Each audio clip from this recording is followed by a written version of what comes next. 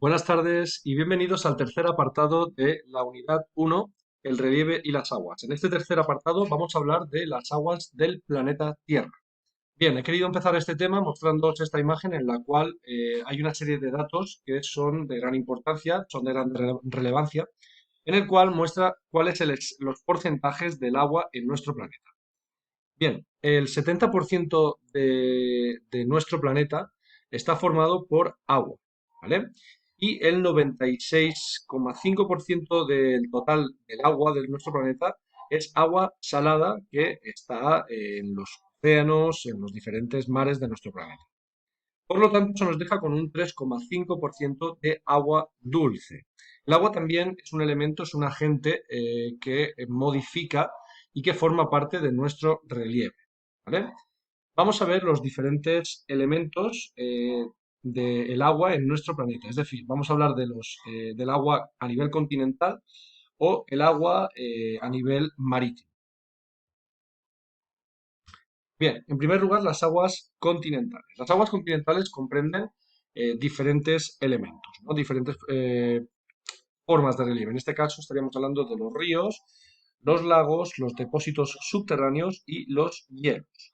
Como os he dicho anteriormente, las aguas dulces en este caso forman un 3% del agua en nuestro planeta. Y, como os he dicho, son aguas dulces. Bien, en primer lugar vamos a hablar de los ríos. Los ríos son corrientes continuas de agua que en su mayoría procede de la lluvia o del deshielo de las montañas o también, en algunos casos, de la emergencia de agua subterránea que sale a la superficie, ¿no?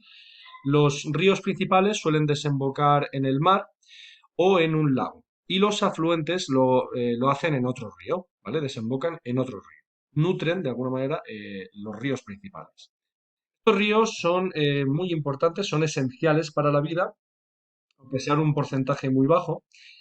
Y bueno, son esenciales básicamente porque abastecen a la población, permiten el desarrollo de actividades económicas, como por ejemplo el riego de cultivos, la producción de energía hidroeléctrica, usos industriales, etcétera, y también son una gran vía de comunicación. Hay algunos ríos que se pueden navegar y que por lo tanto sirven para conectar unos territorios con otros. En segundo lugar, vamos a hablar de los lagos. Los lagos son grandes depósitos, grandes masas de agua que están cerradas, rodeadas por una zona más elevada. Digamos que esa agua, debido a a la lluvia o el deshielo, se queda estancada en una zona, como os he dicho, rodeada por masas de montaña.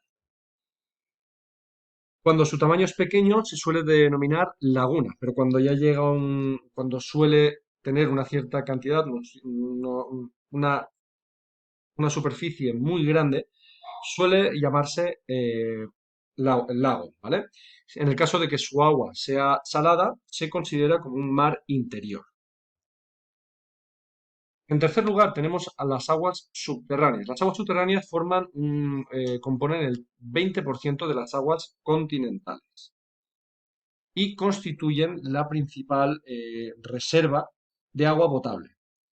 Son fundamentales por eso y porque también suelen ser los responsables de alimentar a los ríos y los lagos, como he dicho anteriormente. Se originan normalmente debido a la infiltración de agua en esas zonas porosas del terreno. Estuvimos hablando en los primeros vídeos de paisajes como por ejemplo el paisaje kárstico. El paisaje kárstico tenía una situación, tenía un elemento eh, que hay que resaltar en este caso, y es que debido a la porosidad de estas piedras o el efecto que produce la lluvia sobre la piedra caliza, es que se van formando una serie de cuevas en las cuales se deposita en muchas ocasiones agua, ¿vale? Como podéis ver en este dibujo. Bueno, pues eso es lo que sucede, esa es la formación de esas aguas subterráneas que, como os he dicho, pues son fundamentales, ¿vale? Mucha del agua embotellada que consumimos hoy en día proviene de estas aguas subterráneas. Esta agua normalmente fluye hasta alcanzar una capa de rocas impermeables donde se acumula formando un acuífero, lo que se conoce como un acuífero, que es lo que tendríamos aquí, ¿vale? En cuarto lugar tendríamos el hielo, ¿no? Que se concentra normalmente en los casquetes polares y en los glaciares. Está ubicado normalmente en zonas polares y en las cumbres de las montañas más elevadas. Solo la Antártida, por decir algún dato, solo la Antártida concentra el 80% del agua dulce del planeta en forma de hielo. ¿De acuerdo?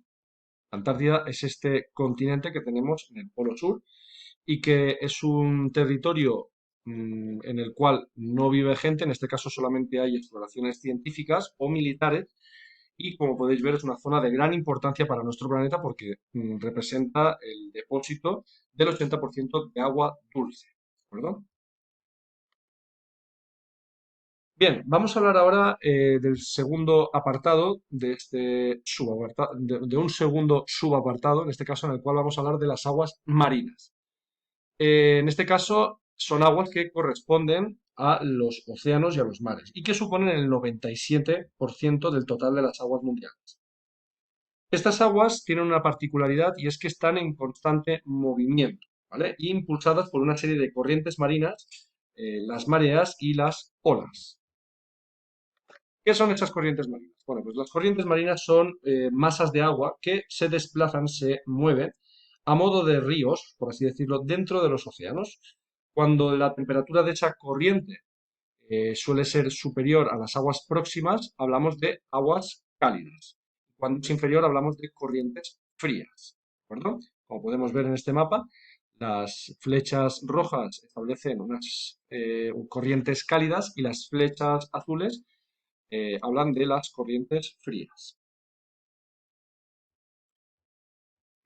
Estas corrientes también son determinantes a la hora de establecer o a la hora de incidir en los diferentes climas que hay en el planeta.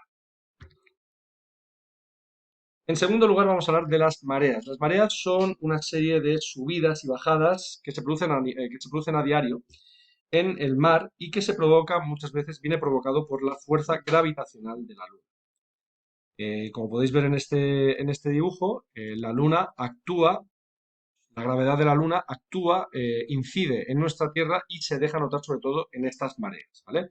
De manera que en aquella zona donde la Luna esté más cercana se va a producir una marea alta, ¿vale? Como podéis ver es como si el mar se acercara un poquito más hacia la Luna, ¿vale? En este caso porque la Luna está en este lado de la Tierra. Y en el lado opuesto, en el cual no hay incidencia de esa luna, se está produciendo una marea baja, ¿vale? Debido al efecto gravitacional de la Tierra, las aguas se quedan más pegadas en la esfera de la Tierra, ¿vale? Cuando sube la marea se le conoce como marea alta o pleamar y cuando la marea retrocede estamos hablando de una marea baja o de bajamar. Bien, el último elemento que tendríamos que decir es que tendríamos que hablar de las olas. Las olas son una serie de ondulaciones que se producen en la superficie del mar y que en muchos casos viene producida por el viento. ¿De acuerdo?